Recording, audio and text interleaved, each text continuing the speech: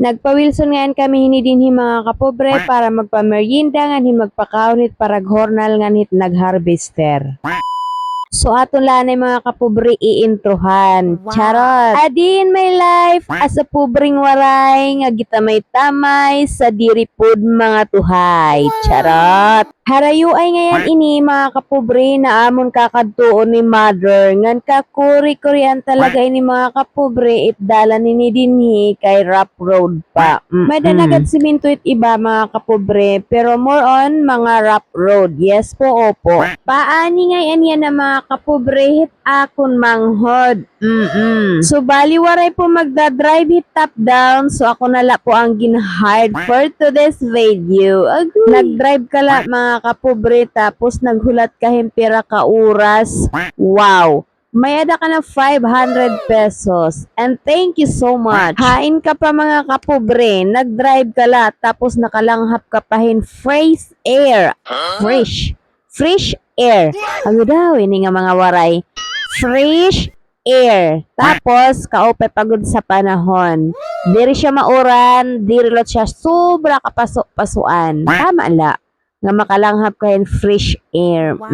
Tumama gihapon mga kapobre ang pagbigkas. Haha, charot. O di ba mga kapobre, baga medyo maiha-iha na pero wala pa kita kaabot. Siyempre kay harayo ko talaga ni mga kapobre ngan rough road. Ngan di rilot naton pwede mga kapobre dagmitan it pag-drive. Yes po opo kay bangin maubos kahuwad it sabaw tawaray na hirahihigupon. Paglabayin pira ka dekada, uy kaiha. So amad to mga kapobre, umabot na kami ngan siyempre mga uhaw na, mga gutom na, kaya magpapamerienda anay kita. Tapos mga kapobre, may dausa nga nagmerienda, nagpapa-shout out. Shout out ko no Diyos Coro Milano family. Ang ready nga da magpa-flex or magpa-shout out, mag-comment down below la kamo mga kapobre. Wag nang mahiya. Damo nga ninhira mga kapobre nga hinga nag-hornal tapos ang harvester siguro mga harani 30 nihira katawo mga kapobre. Baligod mabugat yun namon itong didadara mga kapobre ni mama. Yes po opo. Amo to mga kapobre pagkatapos nira magmerienda, balik na naman hira paghakot hinsinako. So habang kita didi naglalatay-latay mga kapobre, may ada nagpapa-flex. I-flex ko lang mga kapobre, hi idol Jeremy Sarti Closa. Shout out sa imo idol. Kahuman ko paglatay-latay mga kapobre, inulya ko may daranga lubi. Inuli ako kay baga magutom naman mga kapobre so nagtimuak nga dahin tinapay. Kauman ko nga da mga kapobre pag isnag, gipauna na namon pagpakaon an magahakot han mga sinakoti kadto ha patungan. An ira nga da mga kapobre sura nilaga po iton hiyanga nga. Badaw kay diri laharo mamay kay sabaw pala mga kapobre. Kukusgan ka na paghakot hitsin ako.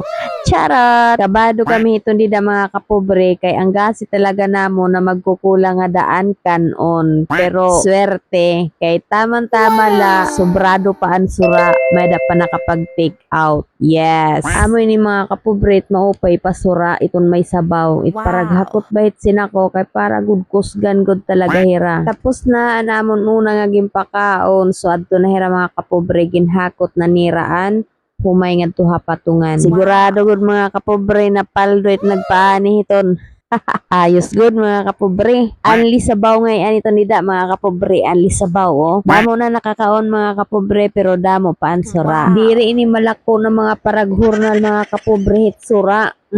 Pero balita mga kapobre dako gihapon na bulig ang sabaw kaya ganon. Kauman na usa ka oras mga kapobre na human gihapon didaan anihon hiton nga da nga banda. So bali mabali niton hira didto hitluyo mga kapobre para adto na lot ko hira mag-harvest. Kutob din hilaan it aton video mga kapobre. Damo na salamat ang pagkita. Please follow for more. Bye.